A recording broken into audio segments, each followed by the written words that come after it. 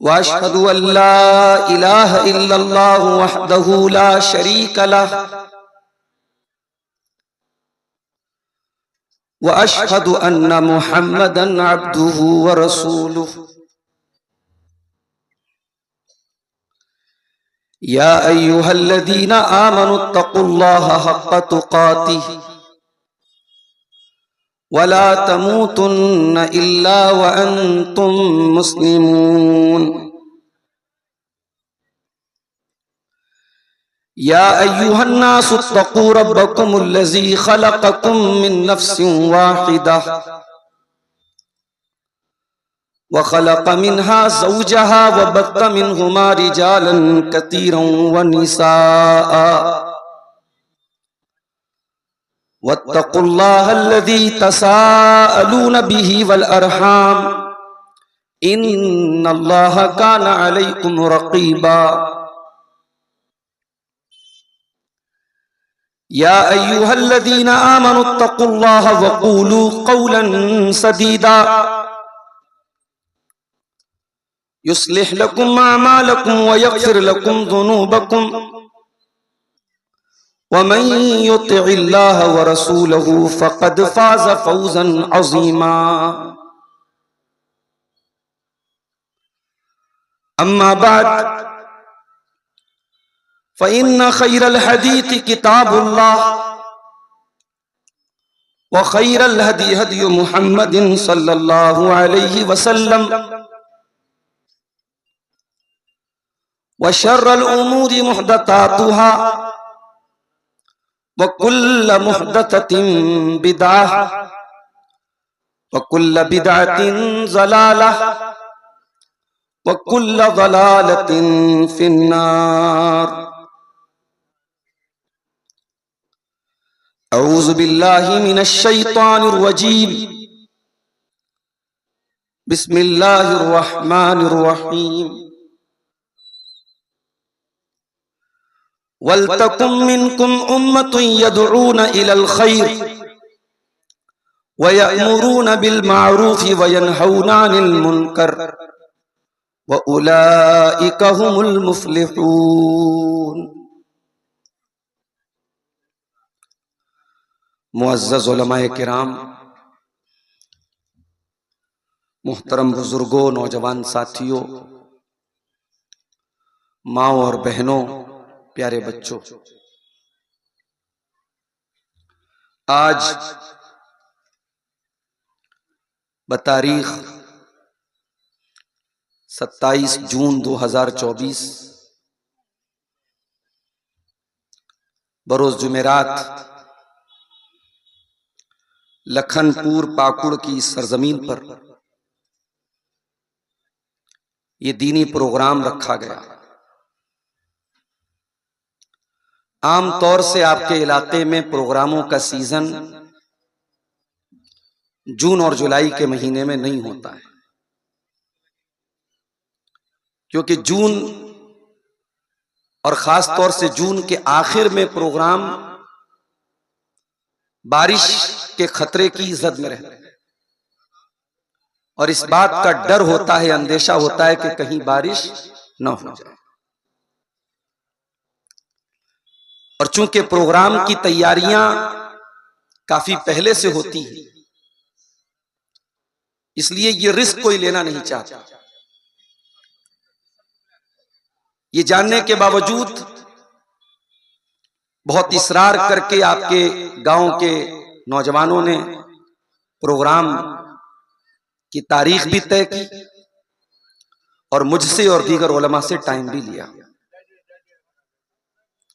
और बड़ा खूबसूरत प्रोग्राम हम इशा की नमाज के बाद से लेकर के अब तक रात के तकरीबन 2:15 बज रहे हैं, हमने और आपने समाप्त किया। इससे पहले कि मैं तकरीर शुरू करूं, अभी मेरी तकरीर के पहले डॉक्टर जाबिर साहब कलकत्ता की सरजमीन से आपके बीच में आए हैं। इन्होंने ये हिंदी का कुरान, जिसका नाम आप देख सकते हैं आसान कुरान है, ये हमारी जमात के बड़े मशहूर आलिम और खतीब शेख सनाउल्लाह मदनी हफिज़हुल्लाह, जो रहने वाले तो बिहार ही के हैं, दरभंगा के, मगर एक जमाने से मुंबई में रहते हैं। पीस टीवी पर पहले उनकी तकरीरें आती थी और अब i+ और दूसरे इस्लामिक चैनलों पर उनकी तकरीरें आती हैं और हम सब जानते हैं। उन्होंने पहले उर्दू में कुरान का तर्जमा किया और फिर उसी को खुद उन्होंने हिंदी में तर्जमा भी किया और खुद टाइप भी किया है, और अवाम के लिहाज से बहुत अच्छा है। इसमें तर्जमे के साथ साथ ब्रैकेट में जगह जगह जहां जरूरत है वहां थोड़ी सी एक्सप्लेनेशन भी है, तफसीर भी है। तो अवाम के बहुत मतलब का ये कुरान का तर्जमा है। मेरी आपसे गुजारिश है कि जरूर इस तर्जमे को आप पढ़ें और शेख सनाउल्लाह मदनी साहब से राब्ता कर लें कि कुरान का तर्जमा कहाँ मिलेगा, और शायद बंगला में भी इसका ट्रांसलेशन हो रहा है। तो दुआ कीजिए अल्लाह ताला शेख की इस खिदमत को कबूल करे और हमें और आपको कुरान करीम की तिलावत से और करीब होने की तौफीक अता फरमाए, आमीन। मेरे भाइयों, बकरीद के 2 दिन पहले से मैं लगातार प्रोग्रामों में बिजी हूं। बीच में बकरीद का दिन और उसके बाद का एक दिन, 2 दिन मैं फ्री था, बाकी दिल्ली बनारस के आसपास में और दूर के भी सफर में मैं बिजी था प्रोग्रामों में। और एक प्रोग्राम में गला बैठ गया मेरा, और उस दिन से लेके अभी तक गला बैठा हुआ है। डॉक्टरों से राब्ता किया तो उन्होंने कहा कि आप रेस्ट ले लीजिए। अब मसला यह है कि प्रोग्राम जहां टाइम दे चुका हूं वहां तो जाना है। आज का ये प्रोग्राम लास्ट है, इसके बाद इंशाअल्लाह कम से कम 1 हफ्ता आराम करने का इरादा है, ताकि गले को कुछ सुकून मिले। गला बैठा हुआ है और उसी में मैं बराबर तकरीरें कर रहा हूं। आज का ये प्रोग्राम, जैसा कि मुझे बताया गया, इस गांव में बच्चों के लिए एक मकतब खोला जा रहा है। छोटे बच्चों की तालीम के लिए, उनको दीन सिखाने के लिए एक मकतब खोला जा रहा है। उसके लिए ये जलसा कराया जा रहा है। बहुत ही मुबारक कदम है और बड़े खुशनसीब हैं वो लोग जो इस मकतब को खोल रहे हैं, और खुशनसीब हम सब हैं जिन्होंने अपनी अपनी हैसियत के मुताबिक इस मकतब के लिए ताउन किया है। दुआ कीजिए अल्लाह ताला इस गांव में इस मकतब के जरिए दीन की बेदारी पैदा फरमा दे और गांव के बच्चे बच्चे के अंदर दीनी तालीम और दीनी शऊर पैदा हो जाए, और इस गांव के अंदर अगर कोई बिगाड़ है, कोई खराबी है, अल्लाह तबारक व तआला उसकी इस्लाह फरमा दे, आमीन।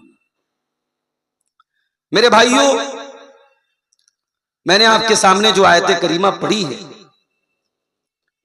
ये आयत सूरह आले इमरान की आयत है, और इस आयत में अल्लाह ताला ने मुसलमानों के अंदर एक कम्युनिटी, एक समाज के अंदर एक ग्रुप ऐसा भी होना चाहिए जो कुछ काम करे। आइए पहले आयत का तर्जमा देखते हैं, फिर बात को आगे बढ़ाते हैं। वलतकुम मिनकुम उम्मतुन यदऊना इलल खैर, ऐ मुसलमानों, तुम्हारे बीच में एक जमात ऐसी भी होनी चाहिए, तुम्हारे बीच में एक कम्युनिटी ऐसी भी होनी चाहिए, तुम्हारे बीच में कुछ लोग ऐसे भी होने चाहिए, यदऊना इलल खैर, जो लोगों को भलाई की दावत दें, अच्छाई की दावत दें, वयअमुरूना बिल मारूफ, और नेकियों का हुक्म दें, वयनहौना अनिल मुनकर, और बुराइयों से रोकें, वउलाइका हुमुल मुफलिहून, और ऐसा काम करने वाले लोग ही कामयाब हैं। गौर कीजिए, अल्लाह कह रहा है कि एक जमात ऐसी होनी चाहिए जिसका ये 3 काम हो, भलाई की दावत दे, नेकी का हुक्म दे और बुराई से रोके। अब जाहिर है ये तीनों काम, इसमें मेहनत चाहिए, इसमें एनर्जी चाहिए, इसमें पैसा चाहिए, इसमें वक्त चाहिए। अब ये काम करेगा कौन? या हर दौर में ये काम किया है किसने? ये काम करता है और ये काम करेगा समाज का वो तबका जिसे हम नौजवान कहते हैं। समाज के अंदर नौजवानों की एक जमात ऐसी होनी चाहिए जिसका ये 3 काम हो, भलाई की दावत देना, नेकी का हुक्म देना और बुराई से रोकना। और जाहिर है जो ये 3 काम करेगा, वो भलाई की दावत दे रहा है तो पहले खुद भी अपने आप को नेक बनाएगा, तब तो भलाई की दावत देगा। वो दूसरों को नेकी का हुक्म देगा, पहले खुद नेक बनेगा। दूसरों को बुराई से रोकेगा, पहले खुद बुराई से बचेगा। इसीलिए अल्लाह ताला कुरान के 25वें पारे में क्या कहता है, वमन अहसनु क़ौलन मिम्मन दआ इलल्लाहि व अमिल सालिहन व क़ाल इन्ननी मिनल मुस्लिमीन। उससे बेहतरीन बात किसकी हो सकती है, उससे अच्छी बात किसकी हो सकती है, जो लोगों को अल्लाह की दावत दे और नेक अमल करे। अल्लाह की तरफ दावत दे और नेक अमल करे। जो इंसान खुद बुराइयों में डूबा हो वो दूसरों को क्या दावत देगा? जो खुद बेनमाजी हो वो नमाज की क्या दावत देगा? जो खुद जिसका अकीदा खराब हो वो दूसरों के अकीदे को क्या सही करेगा? अल्लाह कह रहा है उससे बेहतरीन बात किसकी हो सकती है, जो लोगों को अल्लाह की तरफ दावत दे, उसका अमल अच्छा हो, वक़ाल इन्ननी मिनल मुस्लिमीन, और वो फख्र से कहे मैं मुसलमान हूं। अभी बॉलीवुड की एक हीरोइन की शादी हुई एक मुसलमान लड़के के साथ। अब साहब फेसबुक के ऊपर, सोशल मीडिया के ऊपर हमारे मुसलमान नौजवान लड़के बड़ी खुशियां मना रहे हैं। ये साहब वो फला हीरोइन के साथ मुसलमान लड़के की शादी हो गई। दूसरी कौम के लोगों को का मजाक उड़ाने के लिए या उनको नीचा दिखाने के लिए हमारी कौम के नौजवान इस पर बड़ी खुशी मना रहे हैं, जबकि हम सब जानते हैं कि बॉलीवुड में जो ये मुसलमान जितने काम करते हैं ये बस नाम के मुसलमान होते हैं। इनके साथ खान लगा है, इनके साथ इकबाल लगा है, इनके साथ मुस्लिम टाइटल लगा है, मगर इनका कैरेक्टर, इनका किरदार, इनका अकीदा कुछ भी इस्लामी नहीं होता। इनके घर में पूजा भी हो रही है, इनके घर में ईद भी मनाई जा रही है, ये गैरुल्लाह के दर पे सर भी झुकाने वाले हैं, ये हाथ भी जोड़ने वाले हैं, ये सब कुछ करने वाले हैं। और हम साहब इनके ऊपर बड़ा फख्र करते हैं, साहब फला ने, मुसलमान लड़के ने एक हीरोइन के साथ, हिंदू और गैर मुस्लिम हीरोइन के साथ शादी कर ली। कुरान क्या कह रहा है कि नेकी का हुक्म देने वाला और अल्लाह की तरफ बुलाने वाला अपने अकीदे पर नाज करता है और कहता है इन्ननी मिनल मुस्लिमीन, मैं मुसलमान हूं। जिसको अपने इस्लाम पर शर्म आती हो, जिसको अपनी तौहीद पर शर्म आती हो, जिसको अपनी टोपी और अपने दाढ़ी पर शर्म आती हो, वो कोई और काम कर ले, वो इस्लाम का काम नहीं कर सकता। इस्लाम का काम वो करे जिसको अपनी आइडेंटिटी, अपनी पहचान पर फख्र हो। मेरे भाई, बनारस से मैं अक्सर प्रोग्रामों में 100-200 किलोमीटर दूर जाना होता है, तो कुछ टैक्सी वाले हैं, कार वाले हैं, उनसे बात करके कार लेके जाता हूं। एक दिन एक कार वाले से बात हुई कि भाई फला जगह जाना है। उसने ड्राइवर का नंबर मुझको दिया कि मौलाना साहब आप ड्राइवर से बात कर लीजिए, चले चले। ड्राइवर का नंबर मैंने जब डायल किया तो ट्रू कॉलर पर नाम आया शेरू। अब शेरू नाम ऐसा है कि भाई उससे ये तो नहीं लगता कि ये मुसलमान का नाम है। मैंने सोचा कि होगा, हो सकता है कोई गैर मुस्लिम हो। मैंने ड्राइवर से बात कर ली, हाँ भाई फला टाइम पे आ जाओ, फला जगह आ जाओ, चलेंगे हम लोग साथ में, चलेंगे प्रोग्राम में। ड्राइवर आया, जब मैंने देखा उसके हाथ में बाकायदा स्टील का बड़ा सा कड़ा भी लगा पहने हुए वो। अब ये कड़ा जो है आमतौर से गैर मुस्लिम ही पहनते, मुसलमान तो नहीं पहनते। तो मैंने उससे इस अंदाज में बात की, मैं ये समझ के बात कर रहा था कि वो गैर मुस्लिम है। तो फिर बीच में किसी का फोन आया तो उसने सलाम भी कर दिया, अस्सलाम वालेकुम। मैंने कहा यार ये कैसा गैर मुस्लिम सलाम भी कर रहा है। तो उसने कहा, मैंने पूछा भाई आपका नाम क्या है? उसने कहा मेरा नाम असद है। तो मैंने कहा मुसलमान है आप? बोला हाँ मैं मुसलमान। तो मैंने कहा भाई ये कड़ा वड़ा कैसे क्यों पहना है आपने? कहा कि अरे मौलवी साहब हमारा ट्रेवल का काम है, अक्सर गैर मुस्लिम आते हैं और बनारस एक ऐसी जगह है दर्शन करने आते हैं, तो थोड़ा सा मेंटेन करके चलना पड़ता है। मुसलमान आज मेंटेन करने के लिए अपनी पहचान पर शर्मिंदा हो रहा है। उसे अपनी दाढ़ी, अपनी मुस्लिम शनाख्त, अपनी मुस्लिम पहचान पर शर्म आती है। कुरान क्या कह रहा है? वमन अहसनु क़ौलन मिम्मन दआ इलल्लाह, उससे बेहतरीन बात किसकी हो सकती है जो लोगों को अल्लाह की दावत देता हो, वह अमीला सालिहा और नेक अमल करता हो, वक़ाल इन्ननी मिनल मुस्लिमीन, और फख्र के साथ कहता हो कि हाँ मैं मुसलमान हूं। अपने इस्लाम पर नाज करो। इस्लाम कोई शर्मिंदा होने की चीज नहीं है, इस्लाम कोई मुंह छिपाने की चीज नहीं, इस्लाम फख्र करने की चीज है मेरे भाई। अल्लाह के करोड़ों बंदों में अगर अल्लाह ने हमें मुसलमान बनाया है तो ये हमारे लिए फख्र की बात है। और शायद दुनिया में हमें इसका एहसास न हो, कल कयामत के दिन जब अल्लाह की अदालत में फैसला होगा और तौहीद वालों को और ईमान वालों को जब अल्लाह जन्नत में डालेगा, तब शायद हमें इस ईमान की और इस तौहीद की कदर मालूम। इसीलिए कुरान कहता है जब जन्नती जन्नत में जाएंगे तो क्या कहेंगे, अल्हम्दुलिल्लाहिल्लज़ी हदाना लिहादा वमा कुन्ना लिनहतदिया लौला अन हदानल्लाह। ऐ अल्लाह तेरा शुक्र है, तूने हमें ईमान की दौलत से नवाजा, तूने हमको हिदायत की दौलत से नवाजा। अगर तूने न नवाजा होता तो हम तो हिदायत नहीं पा सकते थे। ये हिदायत, ये ईमान अल्लाह की तौफीक से मिलता है मेरे भाई। इब्राहिम अलैहिस्सलाम चाह करके भी अपने बेटे को, अपने बाप को तौहीद नहीं दे सके, ईमान की दौलत नहीं दे सके। हजरत नूह अलैहिस्सलाम अपने बेटे को चाह करके भी ईमान वाला नहीं बना सके। हजरत लूत अलैहिस्सलाम अपनी बीवी को चाह करके भी ईमान वाला नहीं बना सके। हमारे प्यारे नबी जनाब मोहम्मद रसूलुल्लाह सल्लल्लाहु अलैहि वसल्लम अपने चचा अबू तालिब से कलमा नहीं पढ़वा सके। तो ये ईमान की दौलत हमें बगैर मांगे मिली है, हमें वरासत में मिली है, बाप दादा से मिली है। इस ईमान की कदर करो मेरे नौजवान साथियों, ये हमारा पहला कर्तव्य है, पहला फर्ज। अपने ईमान की हिफाजत करो। फितनों का दौर है ये, ईमान को बचाना मुश्किल हो रहा है इस दौर में। चंद टकों के बदले में और दुनिया के थोड़े से पैसों के बदले में आज ईमान बिक रहा है।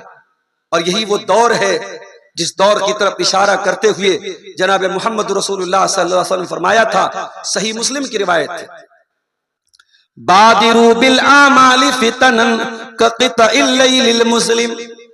फितनों के आने से पहले तुम नेकी करने में जल्दी करो, इस कदर फितने पैदा होंगे कक़ितइल लैलिल मुस्लिम, जैसे अंधेरी रात में सिर्फ अंधेरा ही अंधेरा नजर आता है। युस्बिहुर रजुलु मुमिनन व युमसी काफिरा व युमसी मुमिनन व युस्बिहु काफिरा।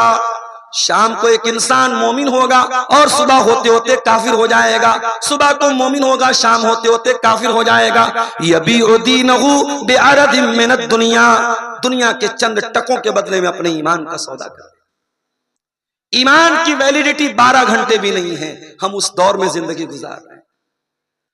मुसलमान लड़की सोशल मीडिया चला रही है, फेसबुक चला रही है, इंस्टाग्राम चला रही है, स्नैपचैट चला रही है, गैर मुस्लिम लड़के के साथ दोस्ती हुई, प्यार और मोहब्बत का भूत सवार हुआ, लड़के ने वर्गलाया बहकाया, लड़की ने घर का बाप दादा माँ बाप का घर छोड़ा, लड़के के साथ भाग करके कोर्ट मैरिज कर लिया। और फिर इतना ही नहीं, उसके मजहब में जाकर के दाखिल हुआ, इस्लाम को छोड़ दिया और फख्र से मीडिया के सामने आके कहा कि मैं इस्लाम को त्याग करती हूं, इस्लाम को छोड़। अरे तेरे इस्लाम को छोड़ने से क्या इस्लाम कमजोर हो जाएगा? अगर सारी दुनिया के मुसलमान भी अल्लाह ना करे अगर मुर्तद हो जाएं, तो क्या अल्लाह की तौहीद पर कोई फर्क पड़ जाएगा? अल्लाह की शान में कोई कमी आ जाएगी? नहीं मेरे भाई, ना तो हमारे ईमान लाने से अल्लाह का कोई फायदा है, ना हमारे ईमान को छोड़ देने से अल्लाह का कोई नुकसान है। हदीस कुदसी के अल्फाज हैं, अल्लाह के प्यारे नबी कहते हैं कि अल्लाह ताला कहता है, ऐ आदम की औलाद, ऐ लोगो, ऐ पहले के पैदा होने वाले लोगों, ऐ बाद के लोगों, ऐ इंसानों, ऐ जिन्नात, अगर सब के सब मिल करके कानू अला अत्का कल्बि रजुलिन वाहिदिन मिनकुम, सब के सब मुत्तकी हो जाएं, परहेजगार हो जाएं, नेक हो जाएं, मा ज़ादा फी मुल्की शैआ, मेरी बादशाहत में कोई बढ़ोतरी होने वाली नहीं। और ऐ इंसानों, ऐ जिन्नात, ऐ दुनिया भर के लोगों, अगर तुम सबके सब अल्लाह के नाफरमान हो जाओ, गुनेगार हो जाओ, फासिक हो जाओ, फाजिर हो जाओ, मा नक़सा मिन मुल्की शैया, मेरी सल्तनत में, मेरी बादशाहत में कोई कमी आने वाली नहीं है। अल्लाह कल भी रब्बुल आलमीन था, आज भी रब्बुल आलमीन है और कल भी रब्बुल आलमीन रहेगा। अल्लाह की शान में कोई कमी आने वाली नहीं। मगर हमारे लिए चुल्लू पर पानी में डूब मरने की बात है। हमारी कौम के लड़के और लड़कियां आज मुर्तद हो रहे हैं। ये फितनों का दौर है। मेरे नौजवान साथियों, आज आपकी जिम्मेदारी ये है, आपका कर्तव्य ये है, आपकी रिस्पॉन्सिबिलिटी ये है, अपने ईमान की कदर करो, अपने ईमान की हिफाजत करो, अपने ईमान पर मरते दम तक कायम रहो। अल्लाह के पैगंबरों को इस बात का खतरा था। हजरत इब्राहिम अलैहिस्सलाम दुआ करते हैं, वजुनुबनी व बनिया अन्ना बुदल असनाम, अय अल्लाह मुझे और मेरे बच्चों को तू शिर्क से बचाना, मुझे और मेरे बच्चों को बुत परस्ती से बचाना।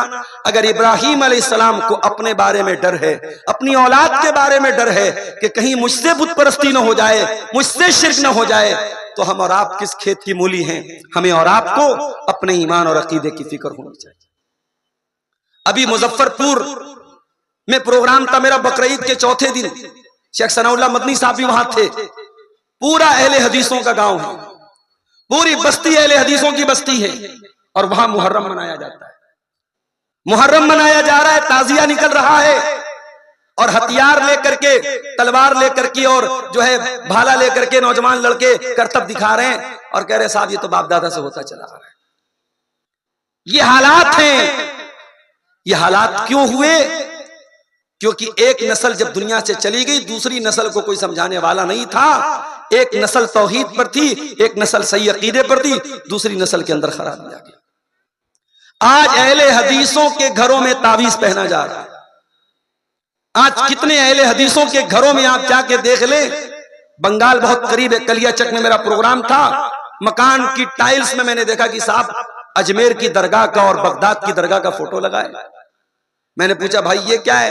कहा मौलवी साहब टाइल्स बड़ा अच्छा लग रहा था, मैंने लगवा दिया। पता करने की कोशिश नहीं की ये किसका सिंबल है। भाई हम एक मुसलमान हैं, हम मुवाहिद हैं, हम तौहीद वाले हैं। ये बगदाद और अजमेर की दरगाहों से हमारा कोई ताल्लुक नहीं है। हमारा ताल्लुक है अल्लाह तबारक व तआला की तौहीद से। हमारा ताल्लुक खाने काबा से है। हम बगदाद और अजमेर की दरगाहों पे की चौखट पे सर झुकाने वाले लोग नहीं है। मेरे भाई, अपने ईमान की हिफाजत करो, अपनी बच्चियों को। और इसीलिए ये जो मकतब खुल रहा है, मैं मुबारकबाद देता हूं लखनपुर के लोगों को और मैं आप सबसे भी कहता हूं हर गांव में, हर इलाके में मकतब होना चाहिए। मुझे इतराज नहीं, आप अपने बच्चों को कॉन्वेंट स्कूल में पढ़ाइए, इंग्लिश मीडियम स्कूल में पढ़ाइए, लड़कियों को कॉलेज में पढ़ाइए, मैं मना नहीं करता। मगर आपके बच्चे और बच्चियों के लिए मस्जिद के अंदर 2 घंटे का, सिर्फ 2 घंटे का एक ऐसा मकतब का इंतजाम हो जहां 2 घंटे में आपका बच्चा और बच्ची कुरान भी पढ़ ले, नमाज की दुआएं भी सीख ले, नमाज का तरीका भी सीख ले और दीन की बेसिक नॉलेज, दीन का जरूरी इल्म आपका बच्चा सीख ले। अब जब आपके बच्चे के पास दीन की बेसिक नॉलेज है, वो कल IAS ऑफिसर बन जाए, वो डॉक्टर बन जाए, वो इंजीनियर बन जाए, वो टीचर बन जाए, वो दुनिया में कुछ भी बन जाए, वो इंशाअल्लाह बहकेगा नहीं, वो इंशाअल्लाह बिगड़ेगा नहीं, क्योंकि उसकी बुनियाद मजबूत होगी। इमारत आप 5 मंजिल की खड़ी कर दें, अगर इमारत की बुनियाद कमजोर है एक न एक दिन गिर जाएगी। और इमारत अगर मजबूत है तो इंशाअल्लाह वो कायम रहेगी, वो टिकी रहेगी। अपने बच्चों के अकीदे को मजबूत करो मेरे भाई। और यहां एक बात और कहना चाहता हूं, हमारे यूपी, बिहार, झारखंड, बंगाल का हाल बहुत बुरा है। हम अपने यहां ये तो चाहते हैं साहब तालीम अच्छी हो जाए, मस्जिद के इमाम साहब शेख सुदैस के अंदाज में कुरान की तिलावत करें, मुअज्जिन साहब हजरत बिलाल की याद दिला दें, तो यही चाहते हैं ना। लेकिन तनख्वाह कितनी देते हैं साहब? जितने का हम लोग महीने का चाय पान कर लेते हैं उतनी तनख्वाह आमतौर से मस्जिदों के इमाम की होती है। बंगाल में ममता बनर्जी वहां के इमामों को शायद 3,000 या 4,000 रुपया महीना देती है। वो भी कुछ लोगों को खटकता है कि अरे सरकार पैसा दे रही है 3,000 4,000 रुपया, 3-4 हजार के तो तुम पान खा जाते हो, उतने की तो तुम बीड़ी पी जाते हो, और अइम्मा को तुमने तनख्वाहें देकर रखी है 4-5 हजार रुपये। और उसके बाद इमाम साहब अगर किसी दिन बेचारे फजर की नमाज में न उठ पाए तो सारे मोहल्ले में चर्चा का विषय बन जाता है, आज इमाम साहब की नींद नहीं खुली। इमाम साहब किसी नमाज के टाइम चले जाएं तो मस्जिद में हड़कम मच जाता है, साहब इमाम साहब नहीं है। दुनिया की सबसे खतरनाक ड्यूटी मस्जिद के इमाम की, 5 टाइम उसे रहना है, सबसे पहले रहना है, सबसे आखिर में जाना है। और तनख्वाह कितनी है? 5,000 6,000। और ये सिर्फ झारखंड और बंगाल का नहीं, हमारे यूपी का भी यही हाल है। इसलिए झारखंड के, बंगाल के, बिहार के उलमा साउथ में जा रहे हैं, आंध्र प्रदेश, कर्नाटक, मुंबई, गोवा जा रहे हैं, क्योंकि वहां तनख्वाहें अच्छी मिलती। मेरे भाइयों, अपने अइम्मा की कदर करो। दुनिया का दस्तूर है, जिस चीज से हमें बेनिफिट चाहिए हम उस पर इन्वेस्ट करते हैं, हमें फायदा चाहिए तो हम पैसा खर्च करते हैं। हम साइंस के टीचर से अपने बच्चे को ट्यूशन दिलवाते हैं, बेहतरीन महीना देते हैं। हमारे बच्चे को मेडिकल की तैयारी करना है, नीट का एग्जाम पास करना है, बच्चों को लोग कोटा भेजते हैं, लाख लाख 1.5 लाख रुपया सालाना फीस देते हैं सिर्फ नीट की तैयारी करने की, मेडिकल की तैयारी करने की, ताकि हमारा बच्चा मेडिकल के एग्जाम में अच्छा नंबर ले आए और गवर्नमेंट हॉस्पिटल, गवर्नमेंट जो है कॉलेज में उसका एडमिशन हो जाए। हम दुनिया की तालीम पर इतना खर्च करते हैं, और हम ये भी चाहते हैं हमारा बच्चा जो मकतब में पढ़ रहा है उसको आला तालीम मिल जाए, मगर हम उस पढ़ाने वाले मौलवी को एक अच्छी तनख्वाह नहीं दे सकते। मेरे भाइयों, हमें चुल्लू भर पानी में डूब मरना चाहिए। हमें अपने अइम्मा, कितनी मस्जिदों के अइम्मा ऐसे हैं कि उनको रहने के लिए छोटी सी कोठरी दी गई। इसी पाकुड़ के इलाके में मैं एक मर्तबा प्रोग्राम करने आया, सुबह सवेरे कज़ाए हाजत की बात आई तो लोगों ने कहा मौलवी साहब लोटा ले लीजिए, मैदान में चल। मैंने कहा भैया मैदान में जाने की मेरी आदत नहीं है, मस्जिद में लेटरिन का इंतजाम नहीं था। इमाम साहब भी बेचारे रोज सुबह लोटा लेके मैदान जा रहे हैं। अगले साल फोन आया, मौलवी साहब आप इस साल आप आइए, हम लोगों ने लेटरिन बनवा दिया है। बड़े फख्र के साथ उन्होंने कहा 2023-24 में अगर आपकी मस्जिद के इमाम के लिए आपके पास रहने का ढंग का मकान नहीं है, उसके लिए बाथरूम का इंतजाम नहीं है, तो यकीनन हमें चुल्लू भर पानी में डूब मरना चाहिए। हम चाहते हैं कि साहब हम अपने बीवी बच्चों के साथ रहें, और हमारी मस्जिदों के अइम्मा वो अकेले रहते हैं, बीवी से दूर, बच्चों से दूर। बच्चे बेचारे, बाप जिंदा है, बच्चे यतीम की जिंदगी गुजार रहे हैं, शौहर जिंदा है और बीवी बेचारी बेवा की जिंदगी गुजार रही है। और उसके बाद जो इमाम बीवी से 6-6 महीना दूर रहता है, अगर उस इमाम, जाहिर है वो भी जवान है, उसके भी जिस्म के तकाजे हैं, उसके अंदर भी शहवत भड़कती है, उसका अगर कदम अल्लाह ना करे बहक जाए, कोई गलत कदम उठा ले, तो सारी कौम थूकने लगती है कि साहब ये देखो मस्जिद का इमाम होकर के और मौलवी होकर के इसने इतना गंदा काम कर दिया। उस गंदे काम का सपोर्ट नहीं किया जा सकता, मगर उसने ये गंदा काम क्यों किया, हालात इस स्टेज पर क्यों आए, कभी इस पर आपने गौर किया है? मुझे शर्म आती है, आज अक्सर बड़े बड़े मदरसे जो इंडिया लेवल के मदरसे हैं, उन मदरसों में भी टीचरों के लिए फैमिली क्वार्टर का इंतजाम नहीं। मैं नाम नहीं लूंगा, लोग बुरा मान जाएंगे। जमात के बड़े बड़े इदारे, वहां पढ़ाने वाला टीचर अगर शर्त रख दे कि साहब मैं फैमिली के साथ रहना चाहता हूं, तो मदरसे वाले कहते नहीं साहब हमारे लिए आपके रहने का कमरा है, फैमिली क्वार्टर का इंतजाम नहीं। 6-6 महीना, साल साल भर शौहर से दूर, बीवी से दूर शौहर रहता है। क्या ये बुराई नहीं है? क्या ये फितना नहीं है मेरे भाइयों? इसलिए मेरे भाइयों, आपने मकतब खोला है, आपने मदरसा खोला है, आपने मस्जिद बनाई है, तो आप अपने इमाम के लिए, अपने जो है मकतब के टीचर के लिए अच्छी सैलरी दीजिए और उसको बेहतरीन सहूलतें जो आप दे सकते हैं दीजिए। अभी एक न्यूज आई थी रमजान में, गुजरात में किसी हाफिज साहब को तरावी पढ़ाने के बाद 4 व्हीलर मिली थी, उनका फोटो आया था 4 व्हीलर की चाबी के साथ। बाज लोगों को बड़ा गिरा गुजरा कि साहब तरावी पढ़ाने वाले को 4 व्हीलर दे दी गई, उनको बड़ी अजीब बात लग गई। बेचारा वो रोजाना याद कर करके 2-2 पारा 3-3 पारा तरावी पढ़ाता है, पूरे महीने थकता है। अगर उसकी हौसला अफजाई के लिए करोड़पति लोग हैं, अगर उन्होंने कार दे दी, कौन सा बहुत बड़ा कमाल कर दिया। तो मेरे भाइयों, अपने उलमा के ऊपर भी खर्च करने का जज्बा पैदा करो, अपने उलमा के लिए अपना दिल छोटा मत करो। इन उलमा पर खर्च करना भी आपके माल में, इन उलमा का भी हक है, अगर वो जरूरतमंद है आपको उनके ऊपर अपना माल खर्च करना चाहिए। तो मेरे नौजवान साथियों, पहली जिम्मेदारी हमारी ये है कि अपने ईमान की हम हिफाजत करें। दूसरी जिम्मेदारी, ये दौर बड़ा खराब दौर है, बड़ा नाजुक दौर है, फितनों का दौर है। इंटरनेट पर आज तरह तरह के बोलने वाले और स्पीकर्स मौजूद हैं। कौन क्या कह रहा है एक आम आदमी को नहीं पता। आज हमारे बहुत सारे नौजवान इंजीनियर अली मिर्जा के दीवाने, साहब वो तो बड़ी बेहतरीन बातें बताता है, वो तो हदीस नंबर बयान करता है, वो तो ये करता है, वो तो करता है। उनको मालूम नहीं कि उनको कैसा जहर परोसा जा रहा है। हमारे कितने नौजवान ऐसे हैं जो इंटरनेट के जरिए गुमराह किस्म के लोगों को सुन रहे हैं और उनके दीवाने बने बैठे। मेरे भाइयों, याद रखो, ये फितनों का दौर है और इस दौर में इख्तिलाफ भी बहुत पाया जाता है। जब इख्तिलाफ का दौर पाया जाए तो हमें और आपको क्या करना चाहिए? अल्लाह के प्यारे नबी जनाब मोहम्मद रसूलुल्लाह सल्लल्लाहु अलैहि वसल्लम की एक हदीस आपको सुनाता हूँ। हजरत इरबाज इब्न सारिया कहते हैं, एक मर्तबा अल्लाह के नबी ने खुतबा दिया और खुतबा ऐसा दिया कि लोग रोने लगे, आंखों से आंसू बहने लगे। सहाबा ने कहा, अल्लाह के नबी, आज आपकी तकरीर सुन करके हमारी आंखों से आंसू आ गए, हम चाहते हैं कि आप हमें कुछ वसीयत कर दीजिए। अल्लाह के प्यारे नबी ने अपने सहाबा को वसीयत की।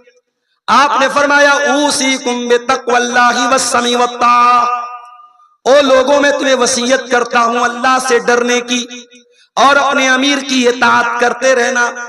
अगरचे तुम्हारे ऊपर किसी हबशी गुलाम को तुम्हारा अमीर बना दिया जाए, तुम उसकी इताअत करते रहना। उसके बाद का जुमला सुनिए, व इन्नहु मन यइश मिनकुम बादी फसयरा इख्तिलाफन कसीरा, तुम में से जो मेरे बाद जिंदा रहेगा वो बहुत इख्तिलाफ देखेगा, मेरे बाद बहुत इख्तिलाफ देखोगे। तो जब इख्तिलाफ का जमाना आ जाए, फ़अलैकुम बिसुन्नती व सुन्नतिल खुलफाए राशिदीन अल महदीयीन, तो मेरी सुन्नत को थाम लेना और मेरे खुलफाए राशिदीन की सुन्नत को थाम लेना। नबी की सुन्नत को थाम लो, नबी के तरीके पर चलो। मेरे नौजवानों, ये आपकी जिम्मेदारी है। भटकाने वाले भटकाएंगे, बहकाने वाले बहकाएंगे। अभी एक बयान आया अल्लामा अलबानी के बारे में। इसाब अल्लामा अलबानी की तहकीक बहुत मजबूत नहीं है। अल्लामा अलबानी के सही कह देने से कोई हदीस सही नहीं हो जाती, अल्लामा अलबानी के ज़ईफ कह देने से कोई हदीस ज़ईफ नहीं हो जाती। तुम्हें पता भी है अल्लामा अलबानी कौन है? अल्लामा अलबानी वो आलिम है कि इस दौर के बहुत बड़े आलिम अल्लामा अब्दुल अजीज इब्न बाज रहमतुल्लाह अलैह कहते हैं कि मैंने इस आसमान के नीचे अपनी जिंदगी में अल्लामा अलबानी से बड़ा हदीस का आलिम नहीं देखा। अल्लामा अलबानी कोई मामूली आलिम नहीं है, चंद किताबें पढ़ के वो आलिम नहीं बन गए। उन्होंने अगर हदीस को सही कहा है तो हदीस की सारी सनद को सामने रख करके सही कहा है। अगर उन्होंने हदीस को ज़ईफ कहा है, हदीस के सारी सनद और सनद के सारे रावियों को सामने रख करके ज़ईफ कहा है। और ऐसा नहीं है कि अल्लामा अलबानी को हम मासूम मानते हैं, गलतियां उनसे भी हुई हैं, चूक उनसे भी हुई है। बहुत सारे मसाइल में हम अहले हदीस अल्लामा अलबानी की बात को नहीं मानते। मैं एक मिसाल दूं आपको। अल्लामा अलबानी का कहना था कि एतिकाफ दुनिया में सिर्फ 3 मस्जिद में हो सकता है। दुनिया में एतिकाफ सिर्फ 3 मस्जिद में हो सकता है, एक खाने काबा में, मस्जिद हराम में, एक मस्जिद नबवी में और एक बैतुल मुकद्दस में, मस्जिद अक्सा में। सिर्फ 3 मस्जिदों में एतिकाफ हो सकता है। उनकी दलील क्या थी? दलील है अल्लाह के रसूल की हदीस, ला एतिकाफ इल्ला फी सलासत मसाजिद, कि एतिकाफ नहीं करना है मगर 3 मस्जिद। और हदीस सही है, लेकिन हम अहले हदीस अल्लामा अलबानी की इस बात से मुत्तफिक नहीं है। हम ये मानते हैं कि जिस मस्जिद में जुमा की नमाज हो रही है, जमात की नमाज हो रही है, उसमें एतिकाफ हो सकता है।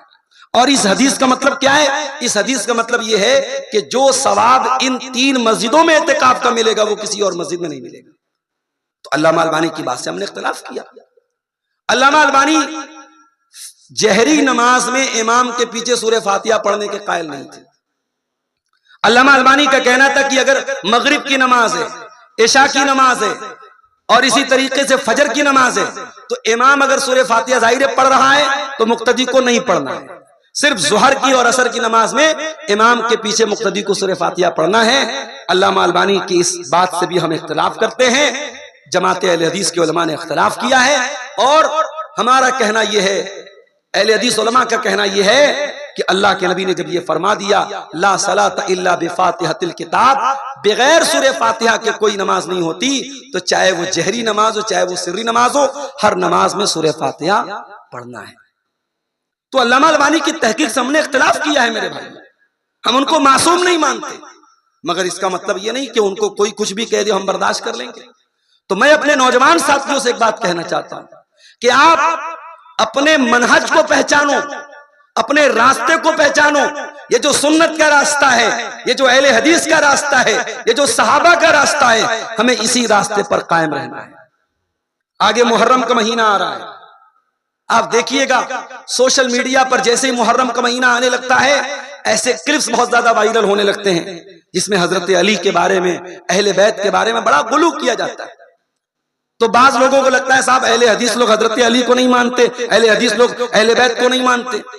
हम हजरत अली से वल्लाह बहुत मोहब्बत करते हैं, हम अहले बैत से बहुत मोहब्बत करते हैं, मगर हम सहाबा से भी बहुत मोहब्बत करते हैं।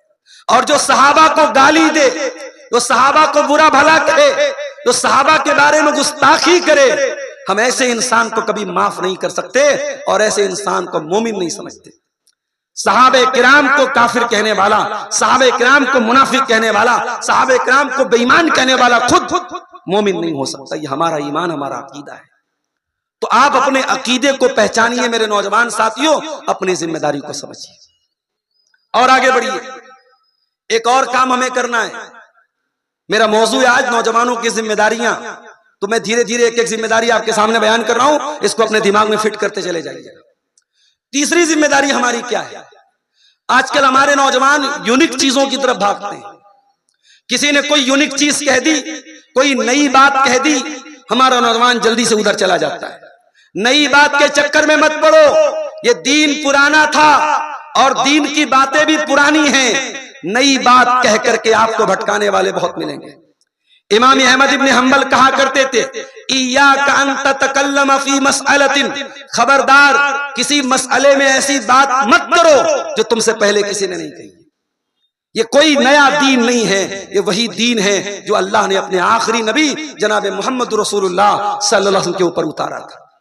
इसलिए मेरे नौजवान साथियों, नई बातों के चक्कर में न पड़ो। दीन पुराना है और ये दीन वही दीन है जो अल्लाह ने अपने आखिरी नबी पर मुकम्मल किया था, और जिस दीन को मुकम्मल करने का ऐलान अल्लाह ने 1400 साल पहले कर दिया था। अल यौमा अकमलतु लकुम दीनकुम व अतममतु अलैकुम निअमती व रदीतु लकुमुल इस्लाम दीना। ऐ मुसलमानों, तुम्हारे दीन को मैंने मुकम्मल कर दिया है और अपनी नेमतों को तुम्हारे ऊपर तमाम कर दिया है और इस्लाम को तुम्हारे लिए पसंद कर लिया है। इस्लाम अल्लाह का मुकम्मल दीन है, इस दीन में कोई कमी नहीं हो सकती, इस दीन में कोई ज्यादती नहीं हो सकती। लिहाजा दीन के अंदर कोई नया काम निकालने से बचो। मेरे नौजवान साथियों, आपकी चौथी जिम्मेदारी, आज हमारे बहुत सारे नौजवान पैसा कमाने के चक्कर में अंधे हो चुके हैं। ये ड्रीम 11 के जरिए पैसा कमाना, ये समूह स्कीम के जरिए घर की औरतों को ब्याज के ऊपर कर्जा दिलाना, ये जुआ के जरिए पैसा कमाना। याद रखो मेरे नौजवान साथियों, इस जुआ के जरिए, इस ऑनलाइन ऐप के जरिए, इन हराम तरीकों के जरिए 2-4 लाख रुपया आपके घर में आ भी गए, वल्लाह वो जिस तरीके से आए हैं उसी तरीके से नाजायज रास्ते पे खर्च भी हो जाएगा। ये अल्लाह का कानून है, ये अल्लाह का फैसला है कि हराम माल में कभी बरकत नहीं होती। यमहकुल्लाहु रिबा व युर्बि सदकात, अल्लाह सूद और ब्याज को मिटाता है और अल्लाह सबका और खैरात में बरकत देता है। मेरे नौजवान साथियों, हलाल तरीके से रोजी रोटी कमाने के बहुत रास्ते हैं, और जो इंसान हराम तरीके से करोड़ों कमाता है, उसके मुकाबले में एक नौजवान अगर हलाल तरीके से मामूली रोजी रोटी कमाता है, मजदूरी करता है, खून पसीना एक करके कमाता है, अल्लाह की कसम उस हराम खोर करोड़पति से वो गरीब मजदूर बेहतर है, वो पसीना बहाने वाला बेहतर है। क्या नबियों ने पसीना नहीं बहाया? क्या दाऊद अलैहिस्सलाम ने लोहे का काम नहीं किया? क्या हमारे नबी ने बकरियां नहीं चराई? नबियों ने काम किया है, और अल्लाह के नबी फरमाते हैं सबसे बेहतरीन कमाई वो है जो इंसान अपने हाथों से काम करके कमाता है। इसलिए हलाल तरीके से रोजी रोटी कमाओ। हमारे बहुत सारे झारखंड के भाई बनारस में रिक्शा चलाते हैं। एक दिन मैं घर में बैठा था, नीचे आंगन से आवाज आई, मौलाना साहब, मौलाना साहब। मेरी छोटी बच्ची ने झांका, कौन है? कहा कि मौलाना साहब को नीचे भेजो। मैं गया नीचे कि साहब कौन है? कहा मौलाना साहब मैं पाकुड़ का रहने वाला हूं और बहुत मुश्किल से आपके घर पे आया हूं, बस आपसे मिलने आया था। मैं झारखंड का पाकुड़ का रहने वाला हूं और आपके बनारस में मैं रिक्शा चलाता हूं। गरीब आदमी है। मुझे खुशी हुई कि चलो कम से कम उलमा से मोहब्बत करता है, आलिम से जुड़ा है। तो मेरे भाई, कोई भी मजदूर है, गरीब आदमी अगर मेहनत से खा कमा रहा है, उसकी इज्जत करो, उसकी कदर करो। और ये बात याद रखो, पैसा कमाना इस्लाम में गलत नहीं है। खूब पैसा कमाओ, करोड़पति बन जाओ, मगर हलाल तरीके से बनो। ये जो रातों रात अमीर बनाने के तरीके चल रहे हैं, ये जो क्रिकेट का मैच चल रहा है, साहब 1 ओवर में कितना रन बनेगा बता दो, लाख रुपए मिल जाएंगे, तो बड़ी आसानी से लाख रुपए मिल भी जाएंगे, बड़ी आसानी से 10 लाख रुपए चले भी जाएंगे। कितने केस देखे मैंने कि इन ऑनलाइन एप्स के चक्कर में माँ के गहने तक बच्चों ने बेच डाले, अपने घर तक को गिरवी रख डाला, यहां तक कि अपने घर की इज्जतों तक का सौदा कर दिया। इसलिए हराम तरीके से पैसे न कमाओ मेरे भाइयों। अल्लाह के प्यारे नबी ने फरमाया था, याती अलन्नासी ज़मानुन ला युबालिल मरउ मिन ऐना अखज़ल हलाल मिन ऐना अखज़ल माल अम मिन हलालिन अम मिन हराम। एक ऐसा जमाना लोगों पर आने वाला है जब लोग माल कमाने के चक्कर में अंधे हो जाएंगे, इस बात की परवाह नहीं करेंगे कि माल हलाल तरीके से आ रहा है या हराम तरीके से आ रहा है। मेरे भाइयों, याद रखो, जितना भी माल कमा लो, एक दिन छोड़ के जाना है। जिस दिन सांसों की डोर थमेगी, जिस दिन दिल की धड़कन बंद हो जाएगी, जिस दिन रूह निकल जाएगी, उस दिन ये सारा माल दूसरों का हो जाएगा, ये सारी प्रॉपर्टी दूसरों की हो जाएगी, और खाली हाथ आपको दुनिया से जाना पड़ेगा। दुनिया में हमें गर्मी लगती है, पंखे का इंतजाम करते हैं, एसी का इंतजाम करते हैं, कूलर का इंतजाम करते हैं, ठंडे पानी के लिए फ्रिज का इंतजाम करते हैं। कब्र की तारीकी में, उस 2 गज जमीन के अंदर जहां ना रोशनी होगी, न उजाला होगा, न बेटा बाप के काम आएगा, न बाप बेटे के काम आएगा। कभी सोचो मेरे भाइयों, कभी गौर करो, उस कब्र में हमें कौन गर्मी से बचाएगा, उस कब्र में कौन रोशनी देगा, उस कब्र में आपका माल आपके काम नहीं आएगा, उस कब्र में आपके बच्चे आपके काम नहीं आएंगे। उस कब्र की तारीकी में आपकी नेकी, आपका अमल, आपका ईमान, आपका अकीदा काम आएगा। इसलिए मेरे भाइयों, माल कमाओ, लेकिन माल कमाने के चक्कर में अंधे मत बन जाओ। इसलिए कि हम नहीं जानते हमें मौत कब आएगी। दिल्ली के 4 यूट्यूबर, जिनका YouTube channel round to world, करोड़ों सब्सक्राइबर हैं, लाखों रुपया महीना कमाने वाले 4 यूट्यूबर दिल्ली से सैर करने के लिए कार से निकले, कार का एक्सीडेंट हुआ और 4 यूट्यूबर्स चारों के चारों जख्मी हुए और एक यूट्यूबर ऑन द स्पॉट इंतकाल कर गया। चारों मुसलमान लड़के, करोड़ों सब्सक्राइबर, लाखों चाहने वाले, लाखों महीने का कमाने वाले, सैरो तफरी करने के लिए, घूमने फिरने के लिए निकले हैं। और ये भी सुन लो, उनके यूट्यूब चैनल पर कोई तकरीर नहीं है, कोई इस्लामिक कंटेंट नहीं है, हंसी मजाक का कंटेंट है। लोगों को हंसाने के लिए कभी झूठ बोल रहे हैं, कभी नाच रहे हैं, कभी गा रहे हैं, ये उनका कंटेंट है।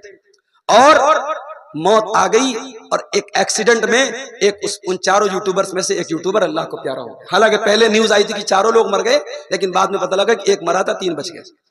हम नहीं जानते मेरे भाई, कौन सा एक्सीडेंट हमारी जिंदगी को खत्म कर दे, हम नहीं जानते। इसी बंगाल से ट्रेन गुजर रही थी, कंचनजंगा, ट्रेन का एक्सीडेंट हुआ और सरकारी रिपोर्ट के मुताबिक तो कम लोग मरे, हकीकत में ज्यादा लोग मरे। हम नहीं जानते कौन सा हमारा ट्रेन का सफर जिंदगी का आखिरी सफर होगा। हम तो ये भी नहीं जानते कि रात के बाद हम अगली दिन का सवेरा देखेंगे मेरे भाई। और फिर भी हम इतने गाफिल पड़े हुए हैं, फिर भी हम गुनाहों की जिंदगी गुजार रहे हैं, फिर भी हम अल्लाह को नाराज करने वाले काम कर रहे हैं। आज हमारे कितने नौजवान हैं, उनकी जिंदगी में टाइम की कोई कदर नहीं, दिन रात मोबाइल पर फजूल चीजें, नाच गाने देखने में, गंदी चीजें देखने में वो गुजार रहे हैं। मेरे नौजवान साथियों, ये टाइम, ये वक्त आपका कैपिटल है, आपकी पूंजी है। अगर इस कैपिटल को आपने नहीं संभाला तो आप बहुत बड़े घाटे में पड़ जाएंगे। कुरान करीम में अल्लाह ताला जमाने की कसम खाता है और कहता है, वल अस्र इन्नल इंसान लफी खुस्र, कसम है जमाने की, बेशक इंसान घाटे में है। इल्लल लज़ीना आमनू व अमिलुस सालिहाती व तवासौ बिल हक़्क़ि व तवासौ बिस सब्री। सिर्फ चार तरीके के लोग ऐसे हैं जिनके अंदर 4 चीजें पाई जाए, वो घाटे में नहीं है। जो ईमान वाले हैं, जो नेक अमल करने वाले हैं, जो हक की वसीयत करने वाले हैं, जो सब्र की वसीयत करने वाले हैं। एक ताबई कहते हैं कि मैंने इस सूरत करीमा का मतलब एक बर्फ बेचने वाले से समझा। एक आदमी बर्फ बेच रहा था, सुबह बर्फ लेके निकला, दोपहर हो गई, कस्टमर नहीं आ रहे, खरीदार नहीं आ रहे और बर्फ बड़ी तेजी से पिघल रही है। तो वो बर्फ बेचने वाला कहने लगा, चिल्लाने लगा कि ऐ लोगों, मेरे बर्फ को खरीद लो, इसके पहले कि मेरा कैपिटल डूब जाए, मेरी पूंजी गल जाए, मेरा बर्फ पिघल जाए, मेरा बर्फ खरीद लो। मेरे नौजवान साथियों, जिस तरीके से बर्फ धीरे धीरे पिघलती है, हमारी जिंदगी भी बर्फ की तरह गल रही है। जिंदगी का हर एक दिन, हर नया साल हमारी जिंदगी से एक दिन को कम कर रहा है। हम तो साहब अपनी जिंदगी का एक साल पूरा होने पर बर्थडे मना रहे हैं, केक काट रहे हैं, लोगों को मुबारकबाद दे रहे हैं। अब तो मुसलमानों में भी बर्थडे मनाने का कल्चर बहुत तेजी से बढ़ रहा है। अब तो बच्चों का बर्थडे मना करके माएं जो है स्टेटस लगाती हैं, आज मेरे बच्चे का बर्थडे है। बाप बड़ी खुशी से लाके केक दे रहा है। अरे नादान, तू बच्चे को क्या सिखा रहा है? तू बच्चे को क्या सिखा रहा है? बच्चे की जिंदगी में अगर एक साल और कम हो रहा है, बच्चा आज 15 साल का हो गया, 14 साल का हो गया, तो बच्चे को दुआएं सिखाओ। बच्चे को बताओ कि बेटा अब तुम बड़े हो रहे हो, तुम्हारी जिंदगी में अब एक साल और कम हो गया है, तुम अल्लाह के और करीब होने की कोशिश करो, बजाय इसके हम केक काट रहे हैं।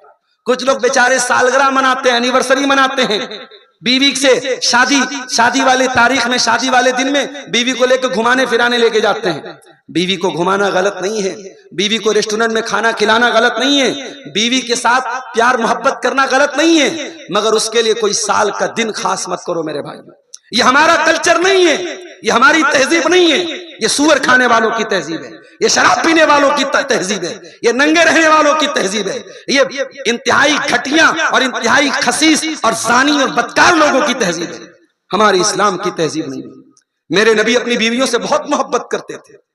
मेरे नबी हजरत आयशा को कभी कभी आइश कहते थे, कभी कभी आइश कहते थे, कभी कभी हुमैरा। हुमैरा का मतलब हजरत आयशा जो है गोरी थी, और जब हंसती थी तो उनका चेहरा लाल हो जाता था, तो अल्लाह के नबी कभी कभी प्यार से हजरत आयशा को हुमैरा भी बोलते थे। तो प्यार करते थे अल्लाह के नबी। हमें और आपको तालीम भी दी आपने कि बीवी से प्यार करो। बीवी से प्यार करना सुन्नत है, बीवी से मोहब्बत करना सुन्नत है। अल्लाह के नबी हालत हैज में जब हजरत आयशा होती थी, तो अल्लाह के प्यारे नबी सल्लल्लाहु अलैहि वसल्लम जब गोश्त खाते थे, तो जहां से हजरत आयशा गोश्त खाने के बाद हड्डी को छोड़ देती थी, जहां से हजरत आयशा मुंह लगाई होती थी, वहीं अल्लाह के नबी मुंह लगाते थे। हजरत आयशा जिस प्याले में पानी पीती थी, वहीं पर मुंह लगा करके अल्लाह के नबी पानी पीते थे, जहां हजरत आयशा ने मुंह लगाया होता था। बीवी से मोहब्बत करना हमारे नबी की सुन्नत है, मगर एनिवर्सरी मनाना, सालगिरह मनाना और पब्लिक प्लेस पर लोगों के सामने बीवी के साथ रोमांस करना, ये इस्लाम की तहजीब नहीं है। अपनी तहजीब और अपने कल्चर को पहचानो मेरे प्यारे साथी। आज हमारा नौजवान बर्थडे मना रहा है, नया साल मना रहा है। अरे तेरी जिंदगी तो बर्फ की तरह गल रही है, एक और ईंट गिर गई दीवारे हयात से, नादां ये कह रहा है नया साल मुबारक। तेरी जिंदगी की दीवार से एक ईंट और गिर गई, तेरी जिंदगी में तू मौत से और करीब हो गया, और तू नया साल मना रहा है, तू बर्थडे मना रहा है। नहीं मेरे नौजवान साथियों, अपनी जिंदगी की कदर करो। अभी हमने कुर्बानी का त्योहार मनाया। कुर्बानी करने के टाइम हमने जब जानवरों की गर्दन पे छुरी चलाई, तो हमने एक दुआ पढ़ी। क्या दुआ पढ़ी? इन्ना सलाती व नुसुकी व महयाया व ममाती लिल्लाहि रब्बिल आलमीन। मेरी कुर्बानी अल्लाह ताला के लिए, मेरी नमाज अल्लाह ताला के लिए, मेरी जिंदगी अल्लाह ताला के लिए, मेरी मौत अल्लाह ताला के लिए। मेरी जिंदगी का मकसद तेरे दीन की सरफराजी, मैं इसीलिए मुसलमान, मैं इसीलिए नमाजी। मेरे नौजवान साथियों, जिंदगी का मकसद सिर्फ खाना कमाना और इंजॉय करना नहीं है। जिंदगी अल्लाह को राजी करने के लिए मिली है। जिंदगी के एक मिनट का सही इस्तेमाल करो। हलाल तरीके से पैसे कमाओ, जायज तरीके से पैसे कमाओ, हराम तरीके से पैसे मत कमाओ। मेरे नौजवान साथियों, एक जिम्मेदारी आपकी और भी बनती है, और वो जिम्मेदारी अपनी शर्मगाह की हिफाजत करना, अपने आप को शर्मगाह के फितने से बचाना। ये दौर इस एतबार से भी बड़ा नाजुक दौर है कि आज निकाह करना मुश्किल है और ज़िना करना आसान है। आज आप बड़े बड़े शहरों में चले जाएं, कदम कदम पर आपको ऐसे होटल मिल जाएंगे जहां एक नौजवान लड़का और लड़की जाकर के ज़िना कर सकते हैं। कोई रोकने वाला, कोई टोकने वाला नहीं है। लेकिन निकाह करने के लिए हजारों बंदिशें हैं। अभी एक लड़के ने मुझे मैसेज किया कि मौलाना आप तकरीर करने जा रहे हैं, जरा इस पर भी बयान कीजिएगा। हमारे यहाँ शादी के 3 दिन पहले हल्दी की रस्म होती है। हल्दी की रस्म हो रही है, आपके पाकुड़ के इन गांवों में, इन इलाकों में हल्दी की रस्म हो रही है। पूरा फंक्शन हो रहा है, लड़कियां पीले पीले कपड़े पहन रही हैं और पूरी एक दावत हो रही है। ये कहां से आया मेरे भाई? एंगेजमेंट के नाम पे, मंगनी के नाम पर पूरी एक दावत हो रही है। ये रस्में कहां से आई? हमने निकाह को इतना मुश्किल बना दिया। गरीब आदमी अपने लड़के लड़की की शादी करने के लिए कर्जे ले रहा है, कर्जे ले लेके, बैंक से लोन ले करके और घरों को गिरवी रख करके शादियां हो रही हैं। ये निकाह को इतना मुश्किल तो नहीं था मेरे भाई। निकाह को आसान बनाओ। अल्लाह के प्यारे नबी ने फरमाया, इन्न आज़मन निकाही बरकतन ऐसरुहु मऊनतन, सबसे ज्यादा बरकत उस निकाह में होती है जिसमें सबसे कम खर्च किया जाए। आज हमारे निकाह बड़े भारी हो गए, बड़े मुश्किल हो गए। नतीजा ये निकला कि आज निकाह की बरकत खत्म। आज मियां बीवी में झगड़े बहुत ज्यादा हो रहे हैं, तलाक बहुत ज्यादा हो रही है, शादी टिक नहीं पा रही। क्यों? क्योंकि हमारी शादियों में सुन्नत की खिलाफ वर्जी हो रही है। अपने निकाह को आसान बनाओ, और जब तक निकाह को आसान नहीं बनाओगे, याद करो, याद रखो, ज़िनाकारी को नहीं रोक सकते। इसलिए कि अल्लाह के प्यारे नबी ने फरमाया, या माशर शबाब, ऐ नौजवानों की जमात, मन इस्तता मिनकुमुल बा, जो तुम में से शादी की ताकत रखता है, फलयतज़व्वज, वो जल्दी से निकाह कर ले। फ़इन्नहु अग़ज़्ज़ु लिलबसर, इसलिए कि निकाह करने से इंसान की आंखें झुक जाती हैं, वह अहसनु लिलफर्ज, और इंसान की शर्मगाह की हिफाजत हो जाती है। लड़का आपका 22 साल में, 20 साल में शादी के काबिल हो गया, आप शादी कर रहे हैं 30-32 साल की उम्र में। लड़की शादी के काबिल हो गई 18 साल की उम्र में, आप शादी कर रहे हैं 25 साल की उम्र में। ये नौजवानी की उम्र बड़ी खतरनाक होती है। जब शहवत की आग भड़कती है, नौजवान लड़के और लड़कियां गलत रास्तों की तरफ जाते हैं, उनको बुराई से रोकना है तो निकाह को आसान करो मेरे भाई। ये सहाबा का दौर नहीं है, ये नबी का दौर नहीं है, ये ताबईन का दौर नहीं है। आज के दौर में पर्दा बहुत कम हो रहा है, बदकारी ज्यादा हो रही है, बेपर्दगी ज्यादा हो रही है, निगाहों पर कंट्रोल बहुत कम हो गया है। ऐसे दौर में तो हमें और ज्यादा निकाह को आसान करने की जरूरत है, और हम बराबर निकाह को मुश्किल कर रहे हैं। मेरे नौजवान साथियों, अपनी शर्मगाह की हिफाजत करो। अल्लाह के प्यारे नबी फरमाते हैं, मैं यज़मन ली मा बैना लिहियही व मा बैना रिजलैहि अज़मन लहुल जन्ना, मुझे 2 चीजों की गारंटी दे दो, मैं तुम्हें जन्नत की गारंटी देता हूं। एक ज़बान की गारंटी दे दो, एक शर्मगाह की गारंटी दे दो, मैं तुमको जन्नत की गारंटी देता हूं। अल्लाह के नबी ने यह भी फरमाया, मा तरक्तु फितनतन अज़र्रा अला रिजाल मिन उम्मती मिनन निसा, मेरी उम्मत के मर्दों के लिए औरत से खतरनाक कोई फितना नहीं है। औरत फितना बन जाती है मर्दों के लिए। अब चाहे वो मर्द नमाजी हो, चाहे वो मर्द मौलाना साहब हो, चाहे वो मर्द अल्लामा साहब हो, चाहे वो मर्द रातों में तहज्जुद पढ़ने वाला हो, अगर मर्द मर्द है और औरत औरत है तो मर्द औरत के लिए फितना है, मर्द औरत के लिए फितना है और औरत मर्द के लिए फितना है। ये बात याद रखो मेरे भाई। इसीलिए अल्लाह के नबी ने फरमाया, ला यख्लुवन्न रजुलुन बिइम्रातिन, कोई मर्द किसी औरत के साथ अकेले में न रहे, तन्हाई में न रहे, वरना इल्ला वसालिसुहुम शैतान, वहां पे तीसरा शैतान रहता है। याद रखो मेरे नौजवान भाइयों और बहनों, जब सोशल मीडिया पर, जब व्हाट्सएप पर, जब फेसबुक पर, जब इंस्टाग्राम पर एक लड़का और लड़की जब बातें करते हैं तो वहां पे भी तीसरा शैतान होता है। पहले बातें अच्छे अंदाज में शुरू होती हैं, पहले बातें सलाम कलाम से शुरू होती हैं, उसके बाद धीरे धीरे शैतान उनको गलत रास्ते पे लेके जाता है। कितने ज़िनाकारी के वाकयात हुए हैं, कितने बदकारी के वाकयात हुए हैं जो व्हाट्सएप की और इंस्टाग्राम की चैटिंग से शुरू हुए हैं। इसलिए मेरे नौजवान साथियों, अगर आप किसी और की बहन और बेटी को फंसा रहे हैं तो आपके घर में आपकी बहन बेटी को भी कोई फंसा रहा है। और अपनी बहनों से कहना चाहता हूं, अपनी आबरू की हिफाजत करो, अपने आप को इतना कीमती बनाओ, अपने आप को इतना मजबूत बनाओ कि किसी का हाथ तुम्हारे इज्जत और आबरू तक न पहुंच सके। अपने आप को इतना सिक्योर बनाओ कि कोई घिनौनी नीयत से तुम्हें टच करना चाहे तो टच ना कर सके। मेरी बहनों, आपके लिए सैंपल और नमूना इस उम्मत की बेहतरीन औरतें हैं। कुरान करीम में अल्लाह ताला ने मूसा अलैहिस्सलाम का वाकया बयान किया। मूसा अलैहिस्सलाम जब मदियन पहुंचे और मदियन उन्होंने देखा कि एक जगह लाइन लगी है और लोग अपने अपने जानवरों को पानी पिला रहे हैं और 2 लड़कियां लाइन से अलग खड़ी हैं। तो मूसा अलैहिस्सलाम लड़कियों के पास गए और कहा कि माँ खतबुकुमा, तुम दोनों लाइन से अलग क्यों खड़ी हो? तो दोनों लड़कियों ने कहा, ला नस्ती हत्ता युस्दिर रिया, हम अपने जानवरों को तब तक पानी नहीं पिलाएंगे जब तक मर्दों की लाइन हट नहीं जाए। एक इज्जतदार औरत मर्दों की लाइन से लाइन में लगकर खड़ी नहीं होती है, मर्दों से अपने आप को अलग रखती है। आज कितनी मुसलमान औरतें हैं जो मर्दों के बीच में जाके जॉब कर रही हैं, मर्दों के बीच में जाके काम कर रही हैं, और इसीलिए हरासमेंट के वाकयात हो रहे हैं, और इसीलिए नाजायज ताल्लुकात पर अपने ऑफिसों में और कॉर्पोरेट सेक्टर में। अपनी नौजवान लड़कियों और बहनों को इस गंदगी से बचाओ। वो काम कर सकती हैं, वो जॉब कर सकती हैं, मगर कहां? जहां वो पर्दे में रह के काम कर सके और जहां मर्दों के साथ उनका इंटरैक्शन ना हो, मर्दों के साथ उनका इंटरैक्शन ना हो। यहां उन दोनों लड़कियों ने मूसा अलैहिस्सलाम से कहा कि मर्दों की लाइन लगी है, हम मर्दों की लाइन में से लग करके अपने जानवरों को पानी नहीं पिलाएंगे। वो अबूना शैखुन कबीर, और हमारा बाप बूढ़ा है, बीमार है, इसलिए हमको ये काम करना पड़ रहा है। मूसा अलैहिस्सलाम ने उन दोनों लड़कियों की बकरियों को पकड़ा और ले गए और कुएं का पानी पिला दिया और बकरी उनके हवाले कर दी। और जब बकरी उनके हवाले कर दी तो मूसा अलैहिस्सलाम आकर के पेड़ के नीचे बैठ गए और अल्लाह की बारगाह में दुआ की, रब्बे इन्नी लिमा अंज़लता इलैया मिन खैरिन फकीर, ऐ अल्लाह मैं तेरे करम का मोहताज हूँ।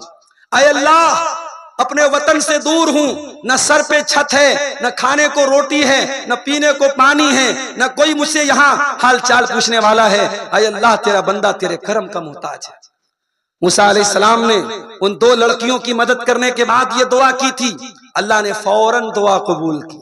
पता ये चला कि अगर चाहते हो कि दुआ फौरन कबूल हो तो किसी गरीब के काम आ जाओ, किसी बेसहारा के काम आ जाओ, किसी मजबूर के काम आ जाओ, अल्लाह तुम्हारी दुआ को फौरन कबूल करेगा। मूसा अलैहिस्सलाम ने दुआ की, दोनों लड़कियों में से एक लड़की वापस आई। अब जब वो लड़की वापस आई, वो लड़की खूबसूरत थी कि नहीं थी कुरान में नहीं बताया अल्लाह ने। उस लड़की की हाइट क्या थी कुरान ने नहीं बताया। उस लड़की का कलर कैसा था कुरान ने नहीं बताया। उस लड़की के बाल कैसे थे कुरान ने नहीं बताया। कुरान ने क्या बताया? फजाअतु इहदाहुमा तमशी अला इस्तिहया, दोनों लड़कियों में से एक लड़की शर्मा शर्मा के चलते हुए आई। उसकी चाल में शर्माहट थी, वो शर्मा शर्मा के चल रही थी। पता ये चला कि एक लड़की की, एक औरत की चाल बता देती है कि ये लड़की शर्म वाली है या बेशर्म है, ये हया वाली है या बेहया है। लड़की की चाल बता देती है लड़की का कैरेक्टर कैसा है।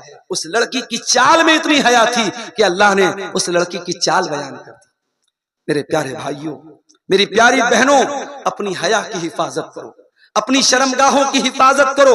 अल्लाह के नबी फरमाते हैं, अल हयाउ वल ईमानु कुरना जमिया, हया और ईमान ये दोनों एक दूसरे के साथ लाजिम और मलजूम है, एक दूसरे के साथ मिले रहते हैं। जब हया निकलती है तो ईमान निकल जाता है, और जब ईमान निकलता है तो हया निकल जाती है। मेरे नौजवान साथियों, आपकी एक जिम्मेदारी और भी है, और वो जिम्मेदारी क्या है? हम कभी भी जोश से काम न ले, होश से काम ले। आज हिमाचल प्रदेश का वाकया आपने सुना होगा। एक मुसलमान ने कुर्बानी की और कुर्बानी का उसने स्टेटस लगाया, और वल्लाहु आलम जैसा कि मीडिया में बताया गया कि उसने उस जानवर की कुर्बानी की जो हिमाचल प्रदेश में बैंड था, और स्टेटस लगा के बाकायदा उसने दूसरे मजहब वालों को कहा कि तुम्हें जो करना है कर लो, मैंने ये कुर्बानी की है। फिर मामला तूल पकड़ा, लोगों ने उसके खिलाफ प्रदर्शन किया, उसकी दुकान को चंद फिरका परस्तों ने आग लगा दी। ये पूरा वाकया जिस कदर अफसोसनाक है, और उस नौजवान की दुकान पर आग लगाने वाले लोगों ने जिस कदर जिहालत और जिस कदर जुल्म का काम किया है, मेरे भाइयों, क्या उस नौजवान ने ये स्टेटस लगा करके नादानी का काम नहीं किया है? आज हमारे बहुत सारे नौजवान लड़के ऐसी हरकतें करते हैं जो पूरी कौम के लिए मुसीबतों का सबब बनती है। इसलिए मैं कहता हूं, सोशल मीडिया का इस्तेमाल बहुत फूंक फूंक करके करो। ये दौर वो दौर है जब हमारी एक एक एक्टिविटी सोशल मीडिया पर किया जाने वाले एक एक पोस्ट ट्रैक हो रहा है। हम कोई ऐसा काम न करें जिससे हमारी कम्युनिटी, हमारी पूरी कौम, हमारा समाज, हमारे माँ बाप और खुद हम परेशानी में पड़ जाएं। अल्लाह कुरान में कहता है कि ईमान वाला जो होता है, अल्लाह ने फरमाया कि इन जाअकुम फासिकुम बिनबइन फतबय्यन, ऐ ईमान वालो, जब भी तुम्हारे पास कोई खबर लेकर के आए तो तुम तहकीक कर लिया। आज कितनी झूठी खबरें। मैं आपको एक अजीब बात बताऊं, मेरी तकरीरों के क्लिप 2 चैनल मैंने यूट्यूब पर देखे। एक कोई बूढ़े साहब हैं, मुंह उनका चल रहा है, आवाज मेरी चल रही है, और उनके चैनल के लाखों फॉलोअर्स भी हो गए। उनके चैनल पर ज्यादातर वीडियोस पे आवाज मेरी है, कंटेंट मेरा है, तकरीर मेरी है और मुंह उनका चल रहा है। अब लोग क्या समझ रहे हैं, साहब ये तो बड़े मियां बोल रहे हैं, जबकि वो आवाज मेरी है। इसी तरीके से एक और मैंने चैनल पे देखा कि एक नौजवान लड़का है, वो भी मेरी आवाज और मेरी तकरीर को होंठ वो हिला रहा है, आवाज मेरी आ रही है और इतना